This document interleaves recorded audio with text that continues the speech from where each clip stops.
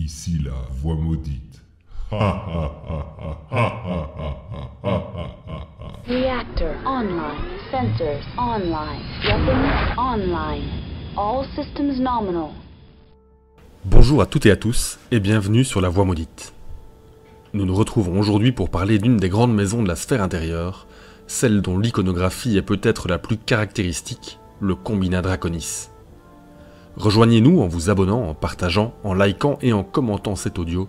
Rejoignez les rangs de La Voix Maudite et faites connaître cet univers riche et passionnant qu'est Battletech.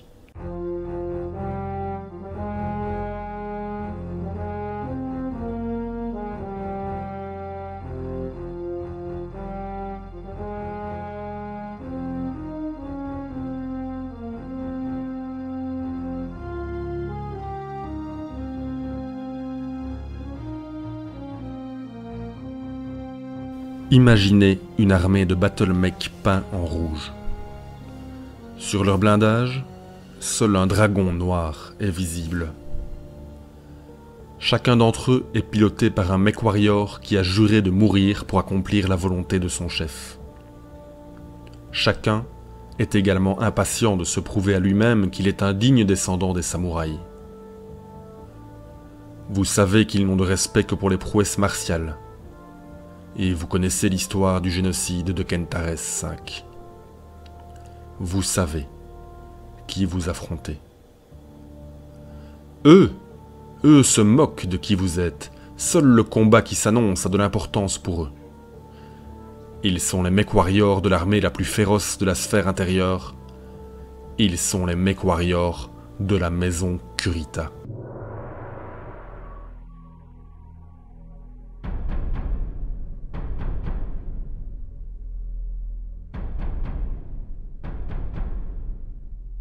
Depuis sa création, le Combinat Draconis a été un État orienté vers la guerre comme principal moyen d'expansion et d'acquisition du pouvoir. C'est un État totalitaire, avec une bureaucratie gouvernementale omniprésente. Son idéologie est très militariste, entièrement dévouée à la volonté du dragon, le coordinateur. C'est l'Internal Security Force, ou l'ISF, qui est chargé de surveiller et de faire appliquer la volonté du coordinateur à l'ensemble de la population. Les citoyens du Combinat ont un mépris assez général des autres grandes maisons, pour leurs idées opposées ou pour leurs compétences militaires moindres. Cette société s'organise autour d'un système de piliers ou de castes. Le pilier d'or représente le gouvernement. Le pilier d'acier, l'armée. Le pilier d'ivoire regroupe la philosophie et la religion. Le pilier de teck reprend le peuple et la culture, tandis que le pilier de jade représente l'économie. Le contrôle est extrêmement strict et dur avec la population. L'ascension sociale est rare, mais elle est possible au sein d'une société traditionnaliste rigide qui place les prouesses martiales et la perfection sur un piédestal.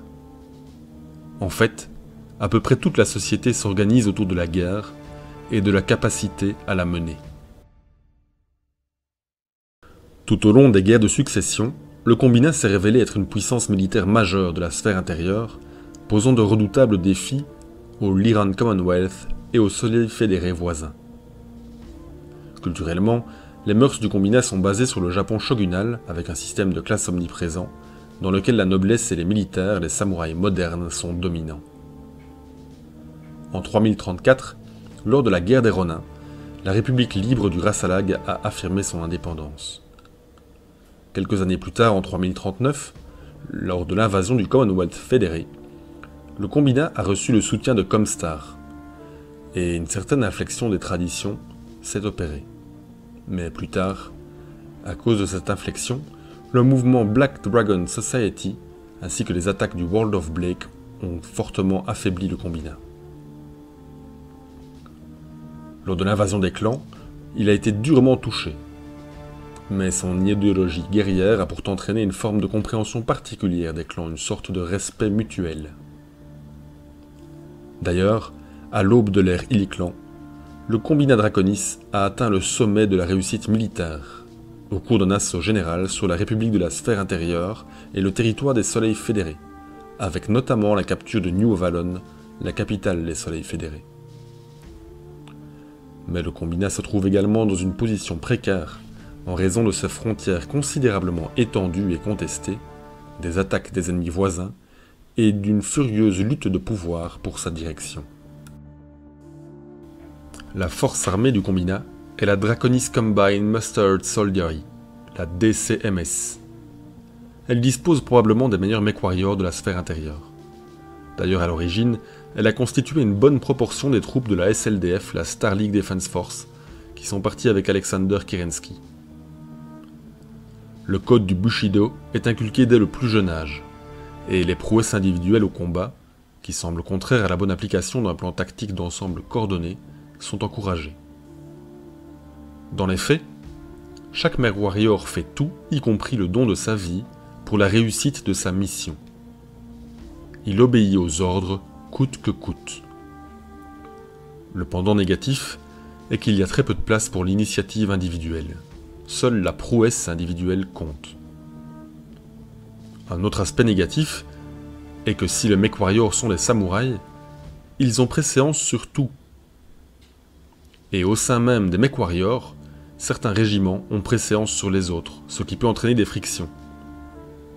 Les redoutables régiments des Sword of Light, par exemple, ont préséance sur les autres.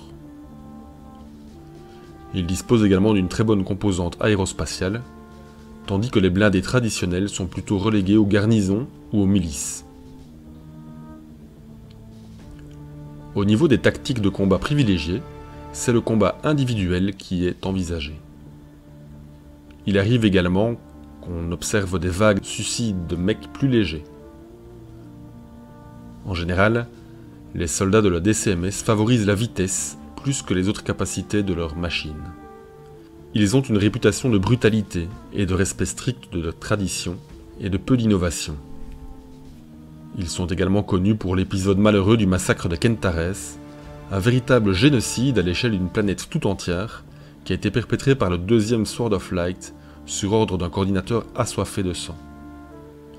Cela a entraîné une cicatrice indélébile dans l'esprit de l'unité qui a perpétré le massacre, qui a été déchiré entre l'esprit du Bushido, qui interdit de tels actes, et la loyauté au coordinateur.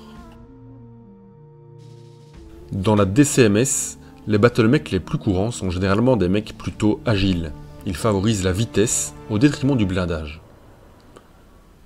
On retiendra surtout le dragon et le grand dragon, le panthère, et des mecs iconiques comme le Nodashi et le Hatamatoshi. Même si d'autres mecs sont utilisés, ceux-là sont peut-être les plus typiques du Combinat Draconis. Au niveau des régiments les plus connus, l'élite est constituée des régiments Sword of Light. Il y a également le régiment de la Genyosha, qui est complètement fanatique, ainsi que la Sun Zeng Academy, qui est peut-être la meilleure académie de la sphère intérieure. D'autres régiments sont moins efficaces, mais néanmoins tous assez solides. On peut y compter les Dairon Regulars, les Benjamin Regulars, les Galedon Regulars, les Proserpina Hussars, l'Arcab Legion, ainsi que les Rassalag Regulars. Le Combinat a un lien particulier avec les mercenaires. Avant la guerre de 3039, toute unité mercenaire était automatiquement pourchassée et ses membres mis à mort. Les soldats du Combinat ne pouvaient pas accepter le fait que l'on combatte pour autre chose que pour l'honneur et que la raison soit l'argent. Toutefois, après 3039, une certaine flexion s'est opérée, et un certain respect de certaines unités de mercenaires est apparu en raison de leur prouesse martiale. La couleur iconique du Combinat Draconis, c'est le rouge, mais certains régiments abordent également du blanc, du noir ou d'autres couleurs. Comme d'habitude, les couleurs de parade sont parfois remplacées par du camouflage. Néanmoins, peut-être plus que tout autre, le Combinat Draconis a tendance à utiliser le rouge comme couleur même au combat. Pour aborder l'aspect du jeu, comment jouer le Combinat Draconis, je dirais qu'au niveau du recrutement de la force, il faut plutôt favoriser les mecs plutôt rapides au détriment du blindage. Je pense essentiellement aux panthères ou aux dragons, ou à Tamotoshi par exemple. Il y a de chouettes opportunités de conversion, notamment via des sashimono, les espèces de petits drapeaux qu'on voit parfois dans les dos des samouraïs. Il y a également pas mal de fichiers impression 3D, STL, qui représentent des mecs couverts de plaques de blindage à l'image des armures des samouraïs. J'encouragerais le choix de régiments qui sont emblématiques, comme les Sword of Light, mais tout autre régiment est possible. On peut vraiment aller de l'élite à la bleusaille. Certains des régiments du Combina sont effectivement assez médiocres, comme dans toutes les armées du monde de Battletech. En cours de partie, il me semble intéressant de favoriser un esprit de jeu lié au Bushido. Une certaine tendance au duel, à l'affrontement d'homme à homme. Le Combina a également tendance à utiliser plutôt des mechs au détriment des autres véhicules traditionnels.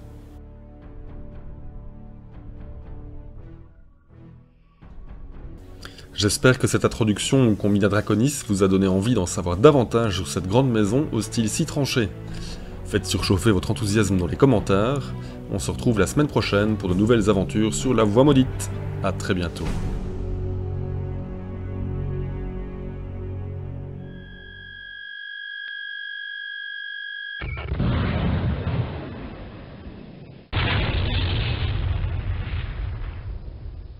Communications offline.